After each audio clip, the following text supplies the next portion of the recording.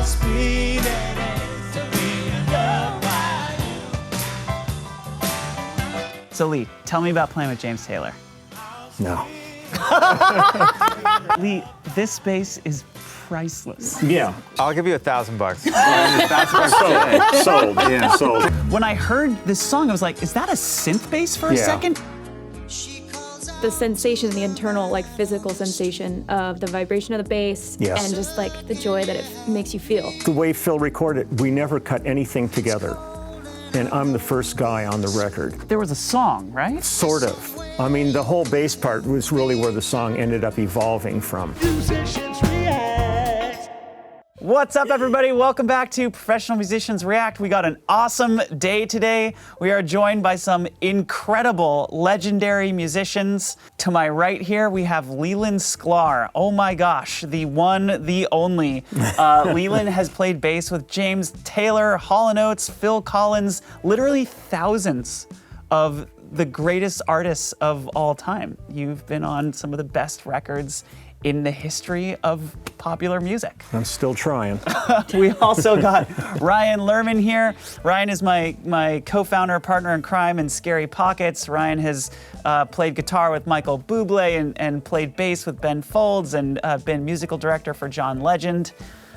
Me next to Lee is like, what's the movie with Arnold Schwarzenegger and Danny DeVito? Yeah.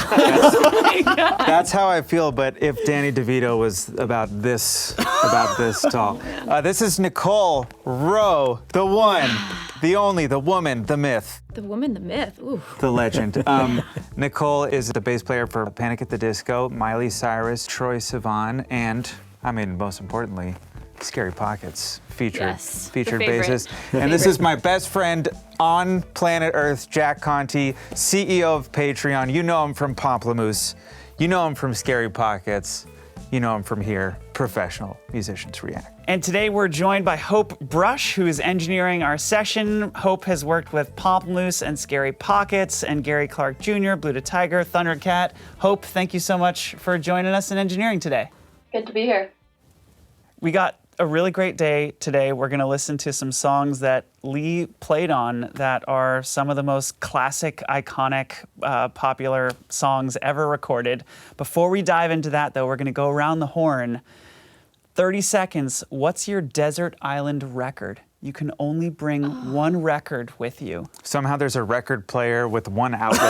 Yeah, it's just floating. Mono. Yeah, it's in mono. There's just one speaker there. Oh, this is really tough. Desert Island record. Okay, I'm gonna go straight out and say it. I think my desert island record is Radiohead. Kid A. I knew it. Oh, Every time I listen to that record, there's new shit that I hear. Yeah. Every single time. It's so complex. The timbres are so interesting. The harmony's so interesting. I feel like I could listen to that record a million times and never get bored of it. That's a great one. Actually, mine's real weird. It got me through college. It would be Ralph Vaughan Williams, who's one of the great English composers, and a song of his called The Lark Ascending.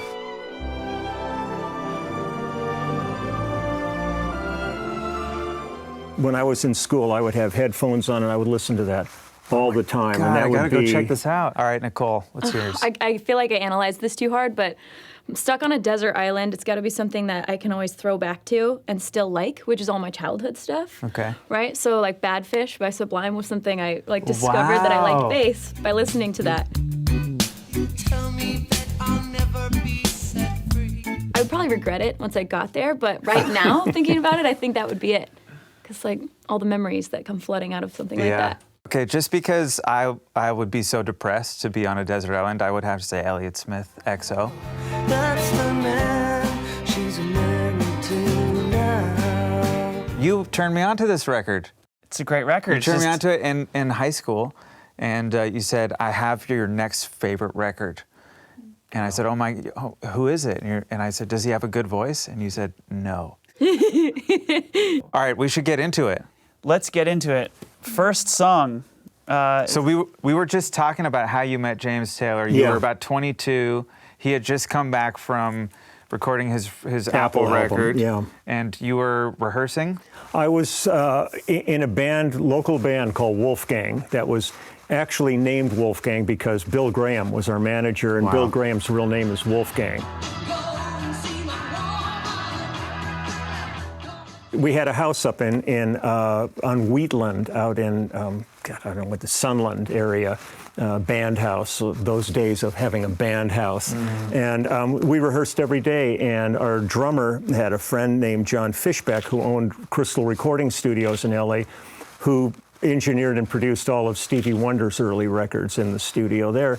And he would come and hang out at our rehearsals, and one day he brought a friend of his who had just gotten back from England, and it turned out to be James. And he hung out with us for a couple of days, and he played us his songs, and we're going, fucking genius. This guy's like, give me a break. But it's one thing when you get an opportunity. It's another thing getting the opportunity and having the goods. Yes. And I was fortunate that, and I had never played like singer-songwriter stuff. I was into Hendrix and Zeppelin.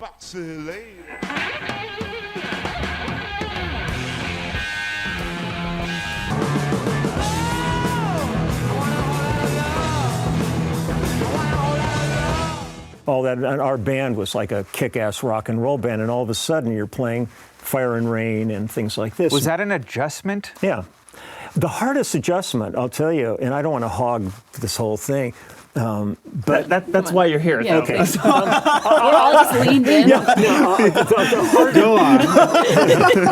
hardest adjustment for me actually was the uniqueness of James Taylor's guitar style. Yeah. Because almost every guy I ever worked with, from Clint Black to Garth Brooks, you name these guys, all they want to do is play James Taylor songs and show you that they're working on this style. Yeah. Because James has a thumb that's always playing bass. Yeah.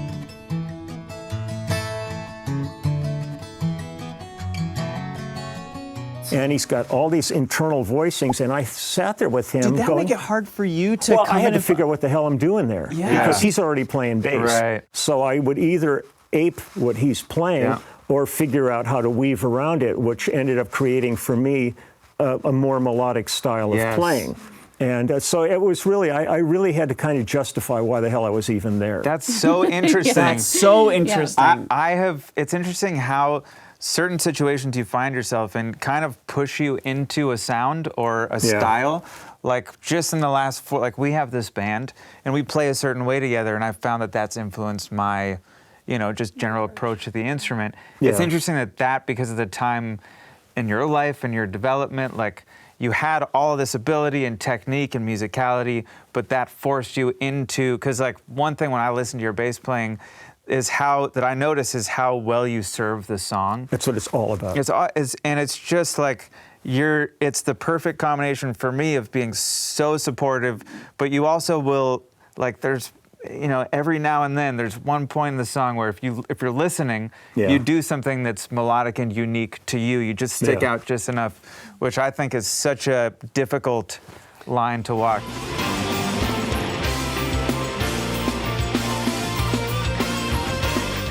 Sweet spot. Well, you want to do find so your well. moment just to kind of, because I have people that come up to me all the time and they go, oh man, I heard this Reba McEntire record and I know it's you on it. Yeah. And I go, yeah.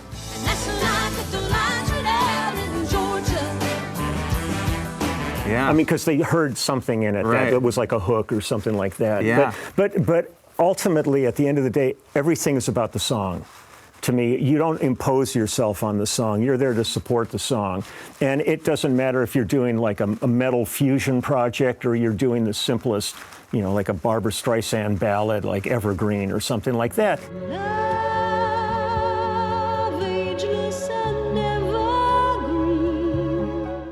You find what that song wants from you, and then that's what you bring to the table. And even if you listen to the same song, Yeah.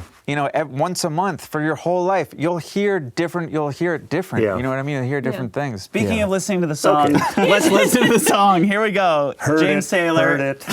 You got a friend. In there. Oh, God.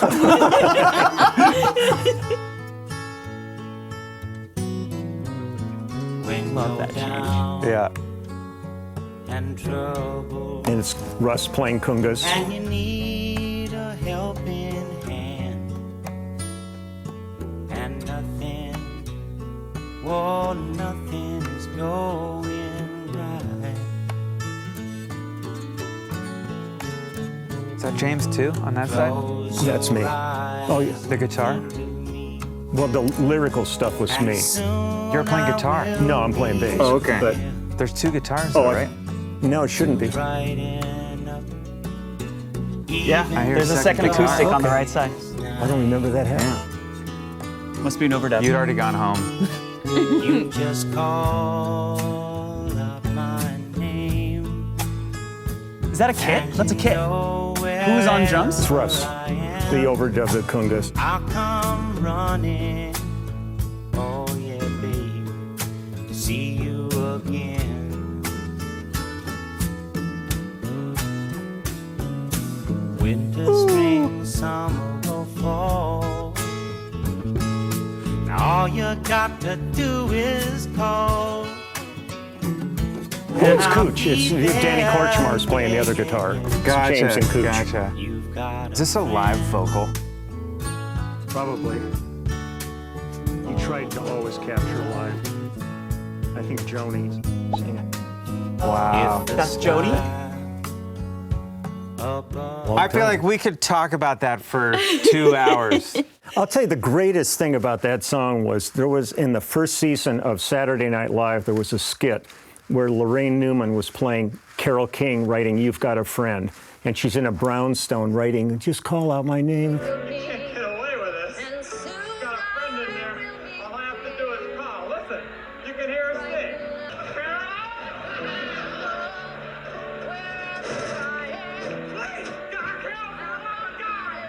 Carol, help me. And she's yelling, shut up, I'm working on a song. It's like the greatest skit. It was so good. Is it that bass? No. During that period, I had a 62 Fender Jazz bass that I picked up in probably 67, I guess. And it was this beautiful candy apple red, perfect mint bass. And one night while I was in school, I got out a saw, cut the top horn off of it, shaped it sort of like a Les Paul. No. Recut the bottom, carved the whole thing. It's got peace signs and says love and all this stuff. I had a big picture of Frank Zappa decoupaged on the back of it. Oh my and that's God. what I used on all of James's stuff. I used it on Spectrum with Billy Cobham, with Dr. My Do you Eyes. still have and- the bass? Oh yeah, I Bass. use it all the time. It's at home. Oh, you do? And when we built this bass, this was never a real bass. This was Right. pieces. We built this around 73 or 4, and then this became my main instrument after that. And this has been on like 85% of everything I've done. I just had a moment there listening to that song, which is, again, one of the most iconic songs and one of the most iconic recordings of the last 100 years, I think. There's so many little moments. We were clearly listening to a few when they happened. You know, there's that fill that you play that's beautiful in that first half and the second half. and nothing, oh, nothing is going right. You were talking about finding your moment earlier, Yeah. where there's a hole in the vocal or something going on harmonically that calls for an extra melodic line. The band is playing so well together. I'm curious about the way you communicated while you're arranging the song together as a Yeah, band. that was actually a question I wanted to ask too. Well, one thing that was great about that period of recording, nobody was worried about leakage. Number one, we were all in the same room playing, a couple of baffles set up. Headphones? And it wasn't, yeah, we had headphones on, but, little amps in the room. So if you were to solo tracks, you'd hear people, leaking in and all that. But it was that communication in the room rather than taking, I hate when I show up at a session, I bring my amp and they go, we'll put it in the closet back there. I go, I want to feel it. Yeah. Let me sit on my amp while I'm recording. Yeah. I want to feel something out of it. So your amp was on in the room. Oh, yeah. And Interesting. And are you are you arranging the song? Had you already toured and arranged the song together as a band, or when you get to the studio, were you tweaking the arrangement for the record? We never really thought about the record. I mean, that was the whole thing. Most everything we got was usually within 1 or 2 takes. And if you listen to the couple of takes, each one was going to be a little bit different. The way we recorded with James was he would just come in and play his guitar, and we would just figure it out, maybe sketch out some ideas or something. There was no charts for anything. Did he he give feedback and say, No. do this here, No. don't do that? So the session He players. played, and you figure out how to accommodate You guys what are, he does. are all listening so Yeah. Yeah, well. So we're well. responding to each other. It's like It's a puzzle. real. It was leaving a real little space. intense. And like when Yeah. we did Dr. My Eyes with Jackson Brown,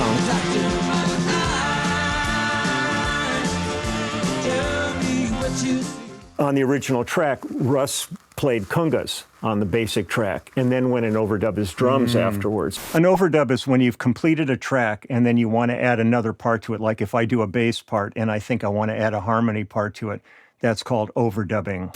Was drums first on this, or was it congas first? I have a feeling that on this one, it might have been congas is on the basic track. So then so congas are in the room Yeah. with everybody else They're right at playing the live. drum. Yeah, he's got them set up right next to his And drum kit. Drums were overdubbed afterwards. Yeah.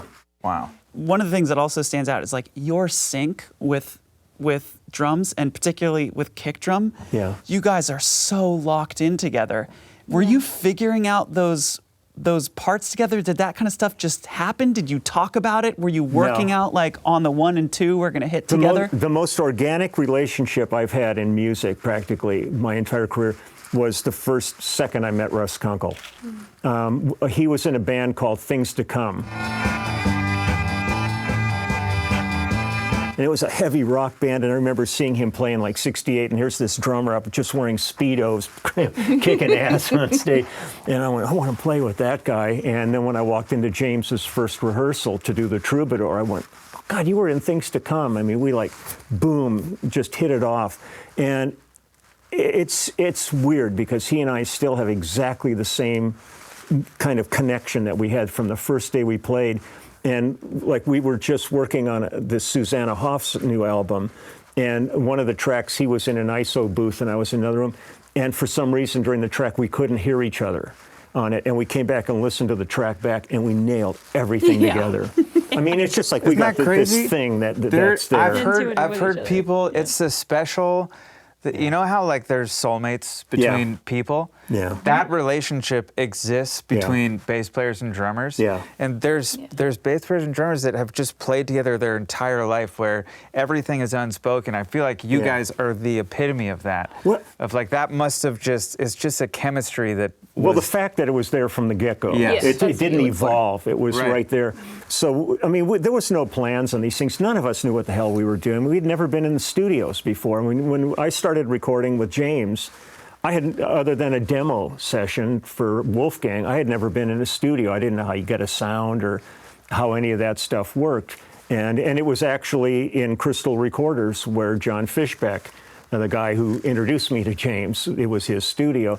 And we just started playing. We were just in there playing. But it was so great because that was the days, there was no click, there was no nothing. I mean, it was really just pure organic But it music. feels so good. It's all here. I mean, It it's not, feels so not there. good. Should we listen to the next song, Phil Collins? Let's do it. This is Phil Collins, Another Day in Paradise. You're also playing on this Yeah. song. Yeah. I remember listening to this song and my mom singing along, and I'm a kid, and we're in her Ford Aerostar minivan, and this yeah. is coming on the radio. I was an 80s kid, so I mean, you know, I was very young listening to this kind of music, but man, this song was another iconic childhood song for me.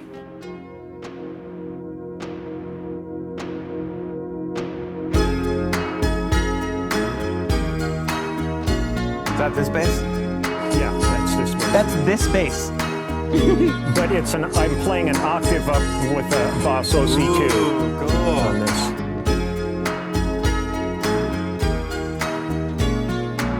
She calls out to the man on the street. Sir, can you help me? It's cold and I'm nowhere to sleep. Is there somewhere you can tell me? He walks on, doesn't look back. He pretends he can't hear her. Yeah, the space there is so good. So good. Just holding that note. Seems embarrassed to be there. Oh, think twice, 'cause it's another day for you and me in paradise. I didn't realize it was a pedal. Think twice. Oh, Is that your choice? I'll explain.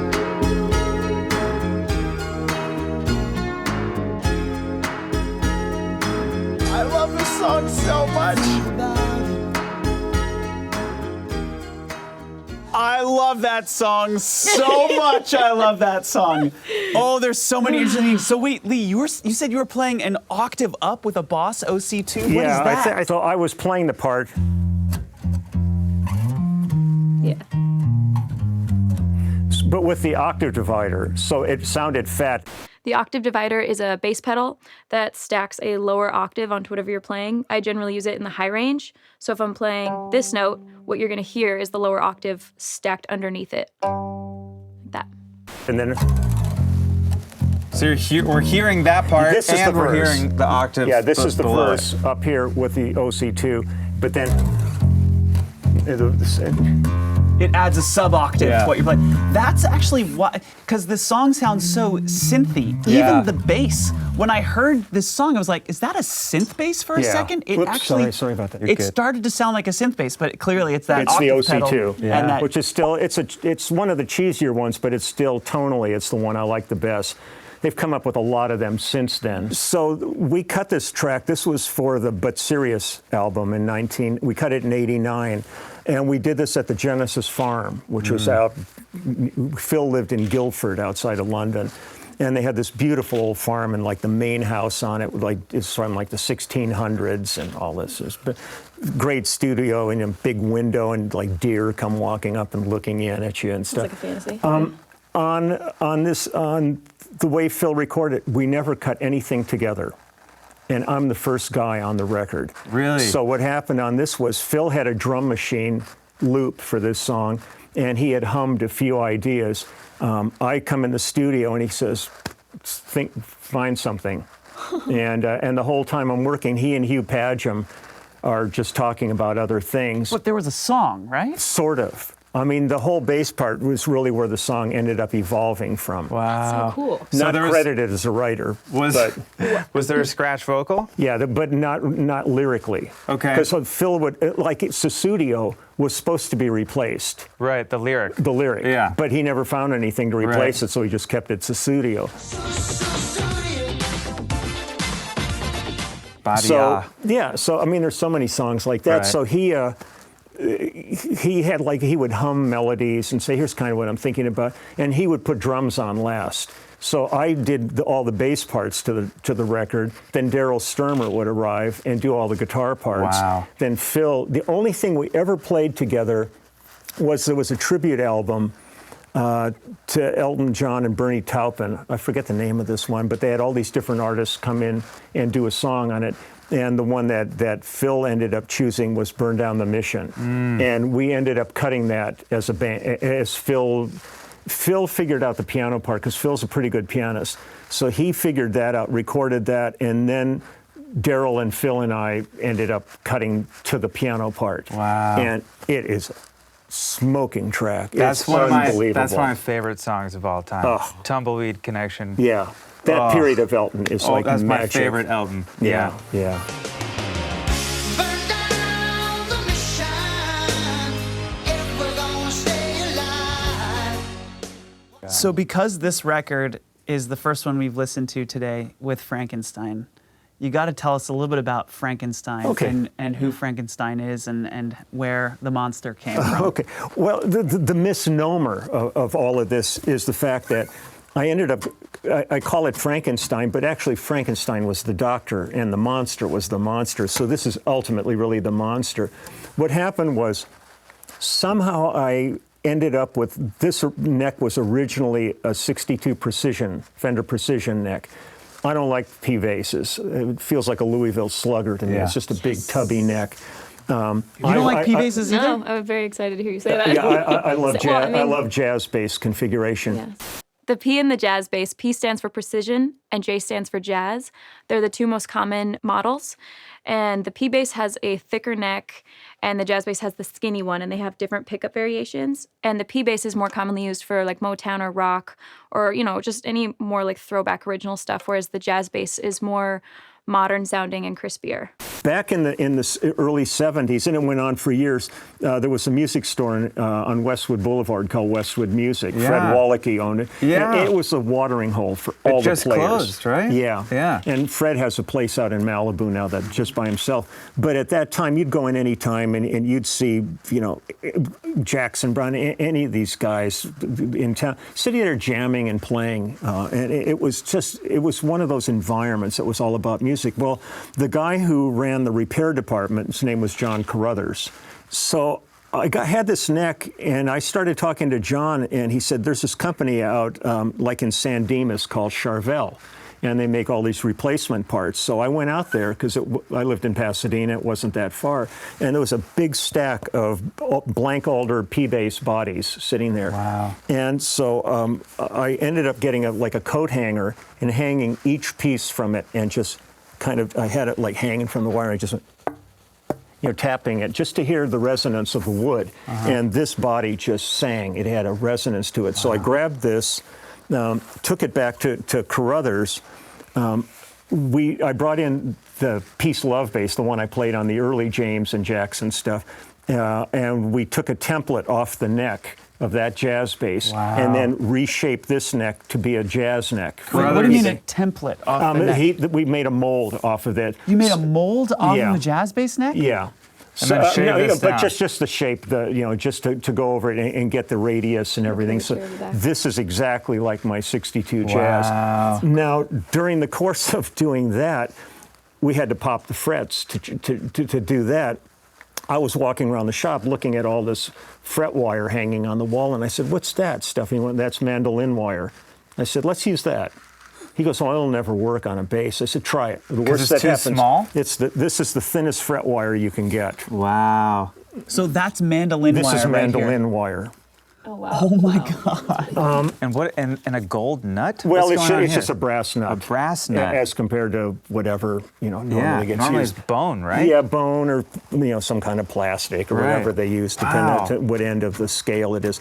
So we put the Mando wire in this one, and which is basically I replaced all the frets in almost every bass I have, and this couple of signature basses I have only come with mandolin frets on it. Wow. So we ended up with this body. Well, this cover plate on here is where precision pickups would have gone on it. So, but being a jazz player, I wanted to have pickups where jazz bass pickups would have gone. So these are the very first EMGs Rob made when he started EMG. Wow. I mean, if you look at the top, it's got this big EMG on it, except on this one where I play and it's completely worn off, and the hole in the body from my thumb being in it. Oh my God. But what we did was when we put these here, normally P pickups would be reversed in position. This pickup would be here and this one would be down here. Wow. And I thought, why would you do that? I mean, I was doubting Leo Fender at that point, going, by the nature of these two, the E and the A string, I would have thought you should put the pickup closer to the bridge to get more clarity out of it. These two, the G and the D, are already going to sound better, so why not move it closer to the neck? So we reversed these and put them there.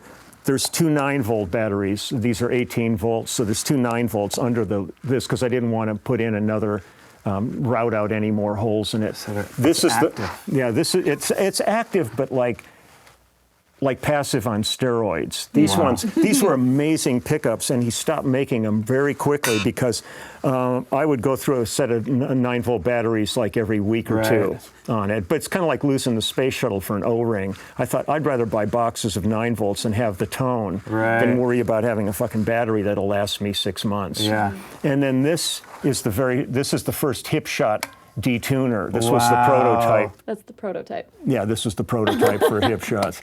And then it's got a Wait, what's a hip shot? Yeah, it just detunes Yeah, your so- low string. Yeah.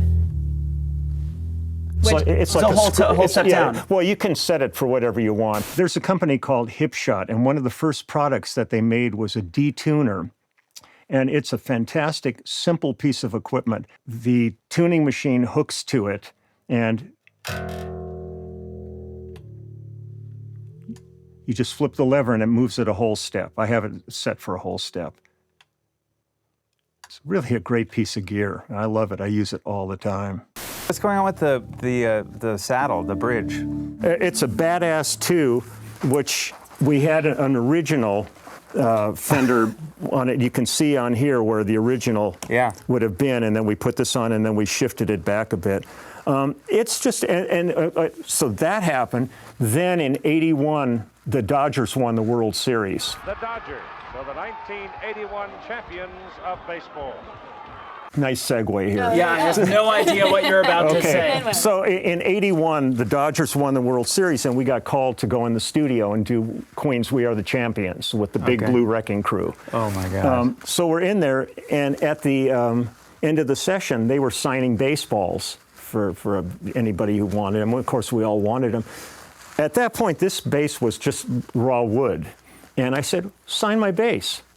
And they went, "Really? Sign your bass?" I said, "Yeah." So they signed it, and so there was a couple of signatures of Dodgers on it. Then we ended up doing a gig with James Taylor, and Rocky Blyer and Lynn Swan, who were with the Pittsburgh Steelers, were at the gig. So they came up and they said, "Oh, baseball players are pussies. You need football players on it." So they signed it. Then it just took off at that point. I mean, and some are really important to me. And there, Jeff Porcaro is still right there. There's one that I might, maybe I shouldn't read, but that's Steve Lukather? Yeah, that's Luke. Oh my God. So there's all kinds of different people that I've worked with over the years. I mean, everybody from Joan Baez to Bob Seger.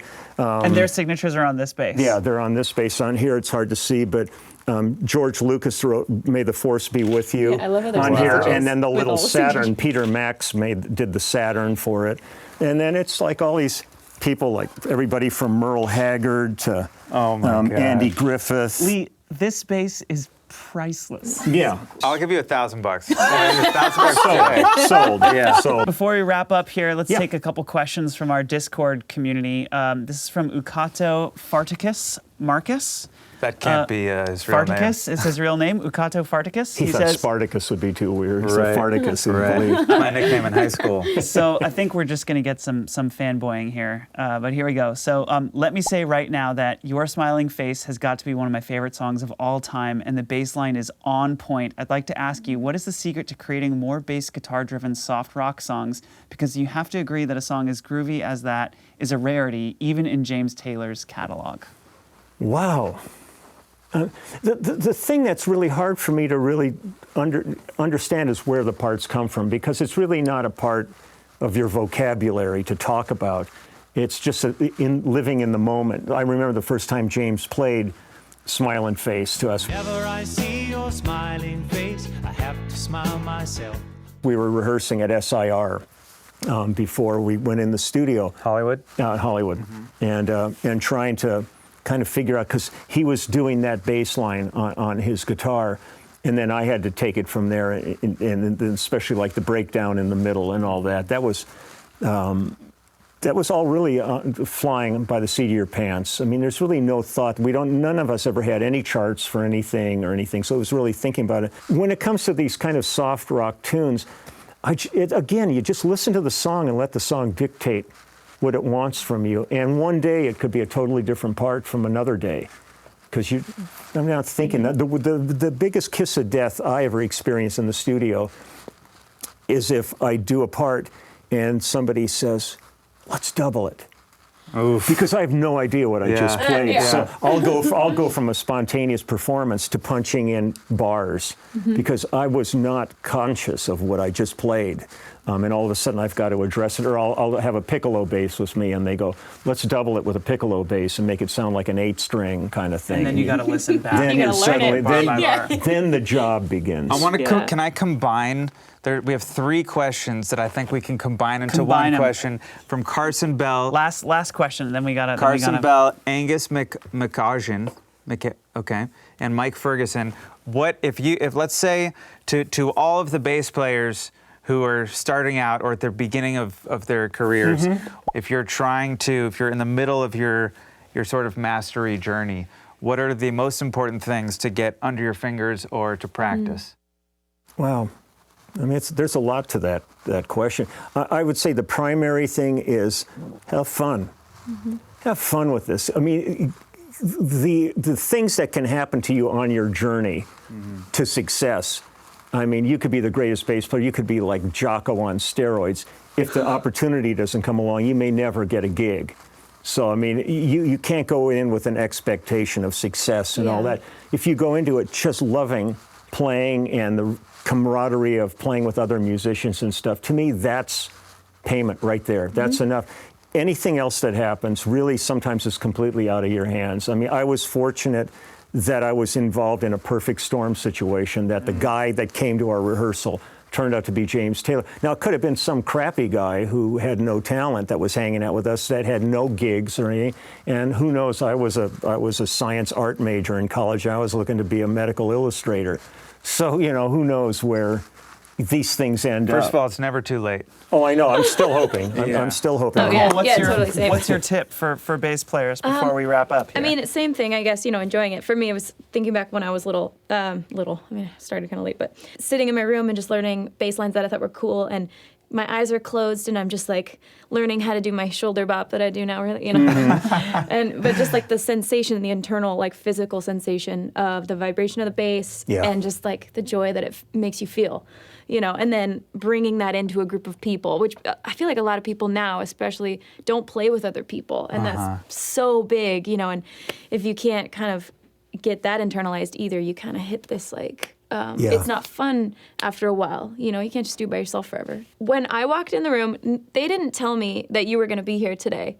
So I walked in, and you were like, "Hey, I'm Lee," and I was like, "What's happening?" And then we walked in here, and they just sat me down here, and it sort of became like a Nicole reacts to Lee experience for me. I was just like, "Oh shit, okay, yeah." See, when I heard you were going to be here, I was like, I put on cologne and He freaked out.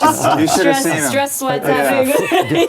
I was going to get a couple little ribbons and, you know, to put them on the Get a little side. fan going on to dry This was so much fun. Yeah, I was happy. Anyways, This continue. is great. Thank you guys for doing this. Thank you. Special to have Absolute you both pleasure. here. Of course. What a joy. And yeah, if you're watching at home, we come out with new episodes every week, Professional Musicians React. So don't forget to subscribe, leave us a comment, let us know what you think we should listen to next. And we will be back in the future with more episodes. So we'll see you soon, everybody. Cool. Thanks for watching. Thanks for listening. Oh, and lastly, Lee started a YouTube channel during the pandemic, and now has hundreds of thousands of people watching videos every day. You come out with a new video, Every right? single day. Sometimes twice a day he Yeah. releases a new video. So go subscribe to There he is. Lee's channel if you enjoyed these stories. There's hundreds, thousands more like them, where you can learn about recordings from the past and Lee's playing and what it was like. So thank you, and we'll see you next time. Thank Bye, you. everybody. Musicians react. You Mine's did a that whole to James step on up. stage? Oh, absolutely. Yeah. And Yeah. I still remember him saying, him out. "There isn't a spatula big enough to wipe the egg from my face." Wow. Oh my God. You know, but I'll be damned if I'm going to go down looking like a schmuck up Absolutely. there. I love that. Isn't that So amazing? funny that you Yeah. called him out on stage. That